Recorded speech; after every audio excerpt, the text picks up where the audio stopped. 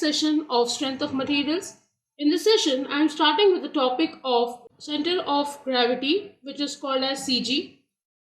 The CG of a body is that point through which the resultant of the system of parallel forces formed by the weights of all the particles of the body passes for all the positions of the body. A given body has a definite CG. Now, CG means a point at which we will consider the weight of the body is supposed to be acting. Now, this is formed by the resultant of the smaller masses which will lead to weights. We will find the resultant of it, and that is going to give us the CG of the entire body. So you can see here there's an XY axis. O is the origin. This is a random mass. It is made up of smaller masses like M1, M2, M3, M4. So it's mentioned here that they are the individual masses. For these masses, for calculating weight, I'll multiply with the term G. So M1G, M2G, M3G will become the weight of these masses. M is the mass of this entire lamina or the entire body that you see. M into G is the weight of this entire lamina.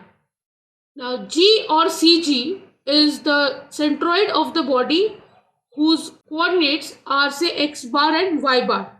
Now centroid is a term which is used when you are talking about a 2D body, and CG is a term which is used when you're talking about a 3D body. So the two terms actually indicate the same thing. It's only the dimension in which you are talking about. And here x1, y1, x2, y2, x3, y3 are the coordinate of each of these masses m1, m2, m3 and so on and so forth. How many masses you consider on the body?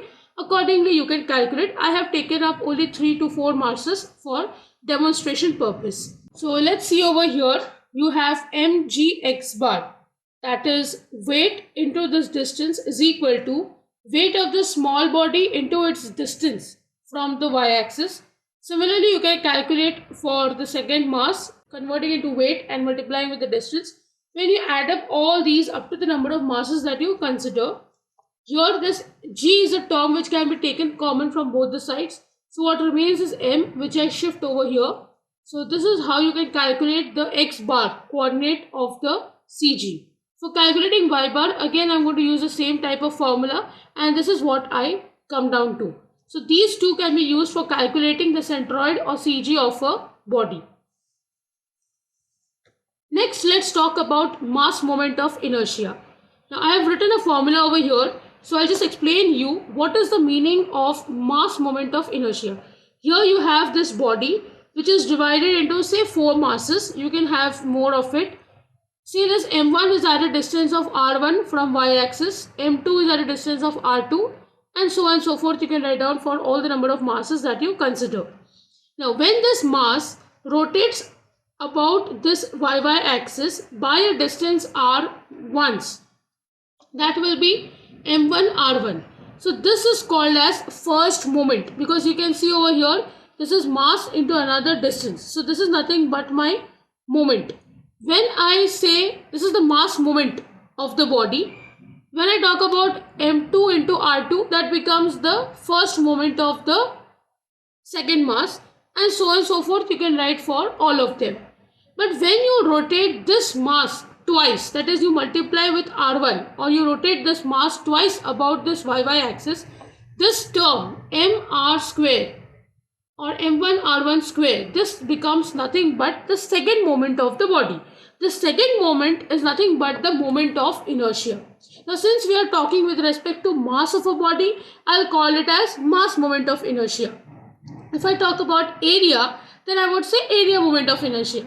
So it's all about this term which you use. I'm using mass, so I've written mass moment of inertia. But moment of inertia basically means when you rotate this mass twice about this axis YY and at a distance of R. So here you can see I have written moment of inertia is equal to integration of dm. Now dm is a small mass of this body which is say at a distance of R. So when you integrate that dm, you will get nothing but m, which is the mass of the body, and this is the distance r square. So this is nothing but my I. This can also be separately written for each smaller masses as m1 r1 square plus m2 r2 square plus m3 r3 square up to mn rn square. Now I have written n because it depends on how many number of bodies that you are going to assume. Here I have just drawn 4 for representation purpose. Now if you observe carefully, it is mr square. Mass is always in kg, radius say it is in meter, so it will be kg meter square, which is the unit of I. So this is about the concept of mass moment of inertia. So here one thing that you need to note is, when I know that this lamina is of mass m and say it is at a distance of r from this axis yy, then mr square will be its moment of inertia, and this can be separately written in terms of its individual small masses which you consider for the body. Next, let's talk about area moment of inertia. Now it is the same thing which you have studied. It's just in terms of area. So this is the lamina again. Instead of taking mass m, here I have taken dA or delta A as a small area. This is lying in the xy plane. Say it is at a distance of x from the y-axis and it is at a distance of y from the x-axis.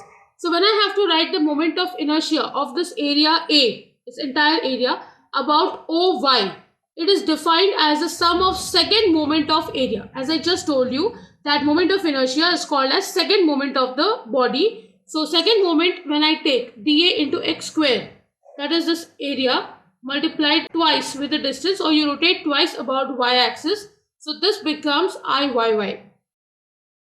And here when I talk about the moment of inertia of the area A about OX, that is about this x-axis, it will be Ixx is the integration of dA into y square. That is this distance from this axis. Now when I talk about the unit, if you see here carefully, when I integrate dA, this becomes ay square and this will become ax square.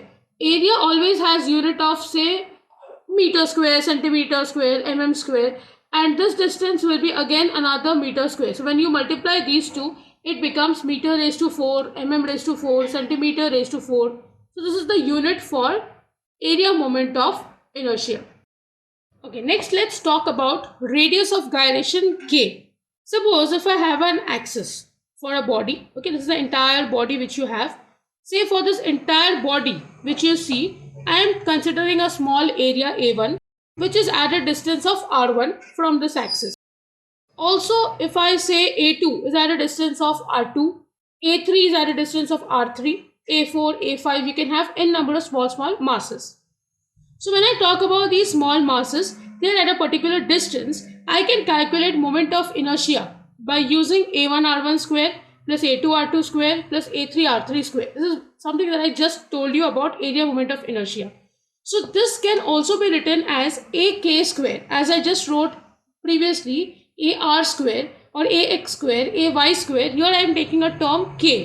Now this K is nothing but radius of gyration. So this is a radius about which if you rotate the body twice, whatever moment of inertia you obtain, it is equal to the individual moment of inertia for smaller masses which are at some distance R1, R2, R3 from that axis of the body.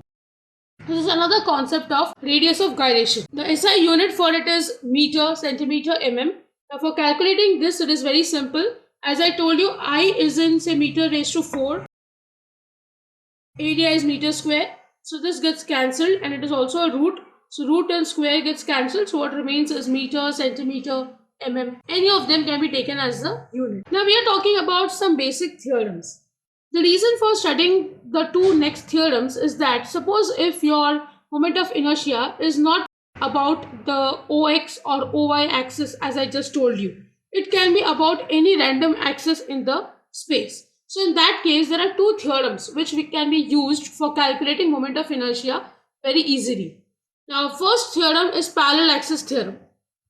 If you look at this diagram, this is the area A, this is the CG of the body and this is the XX axis. Suppose if I have to calculate the moment of inertia of this body not about G but about another axis AB in space, which is at a distance of h from this XX axis. So in that case, there is a formula for it, that is IAB, that is moment of inertia about this axis AB, is equal to IXX, which is moment of inertia about this axis, plus AH square. A is the area of this body and h is the distance between the two axes. And these two axes, as you can see, they are parallel. Hence, this theorem is called as parallel axis theorem. So we'll just read the statement now. It states that the moment of inertia about any axis AB, so I'll call it as IAB, is the algebraic sum of moment of inertia about its centroidal axis, which is IG or IXX as I have written, and the product of area of the section and the square of distance between the centroidal and reference axis. So this is your centroidal axis, this is your reference axis. So this statement depicts the equation that I have written here. Next theorem is called as perpendicular axis theorem.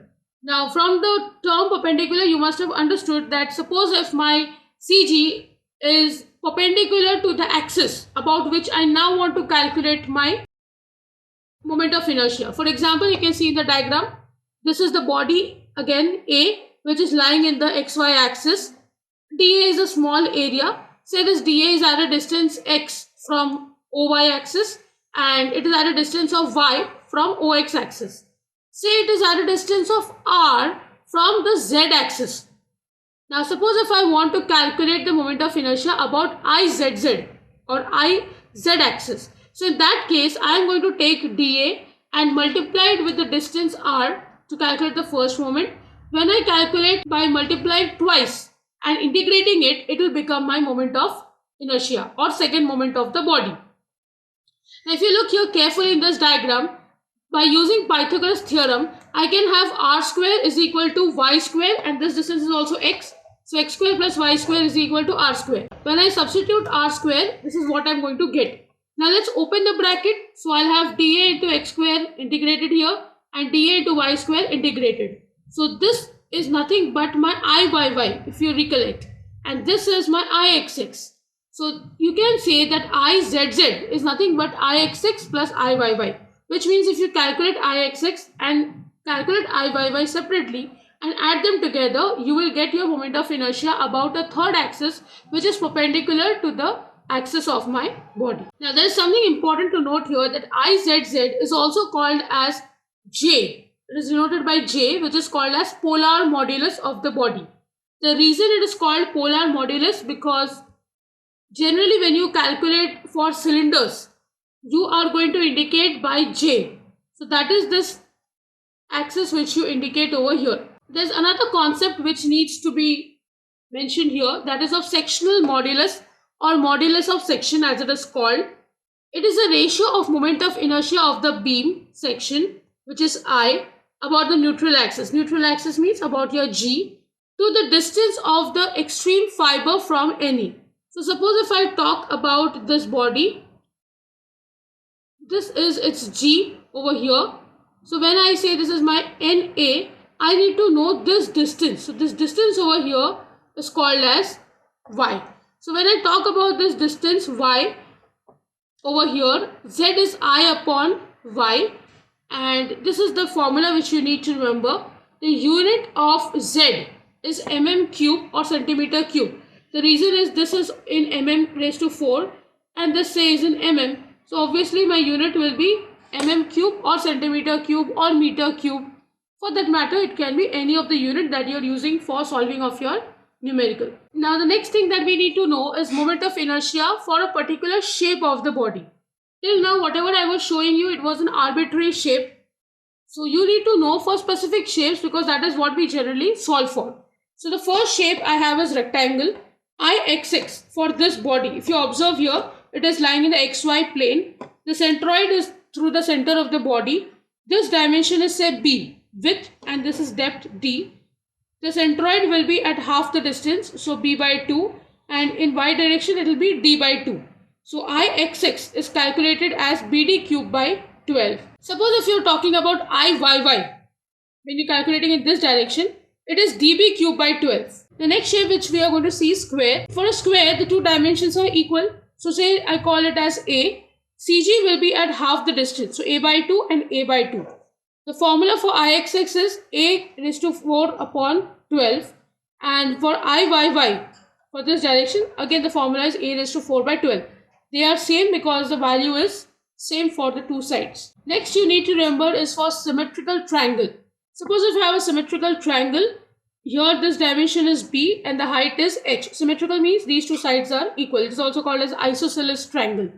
So the formula is bh cubed by 36 for ixx, and for iyy it is hb cubed by 48. Now the only thing that you need to remember here is g. For x direction it will be b by 2, and for y direction it will be at 1/3, because for a triangle the CG is always at 1/3 from its heavily loaded end, or you can say where the dimension is maximum. So from this end it will be at h by 3 distance. Next we have a right angle triangle. So this height is h, width is b. The CG will be at 1/3 from this end and 1/3 from the bottom end. So that is where the CG lies. Formula is bh cubed by 36 for ixx and hb cubed by 36 for iyy. Last, we'll talk about circle. So when I talk about a circle, the diameter is capital D. The CG will be at half. So diameter in x and y direction is same. So obviously this is d by 2 and this is also d by 2. The formula for ixx is pi by 64 d raised to 4. And for iyy, the formula is pi by 64 capital D raised to 4. So this is all about the theory that you need to know for solving of the numericals of this chapter of CG and MI. I will be taking up numericals in the next session. I hope you have understood the theory. If you have any doubts, please write to me in the comment section. See you in the next session. Thank you.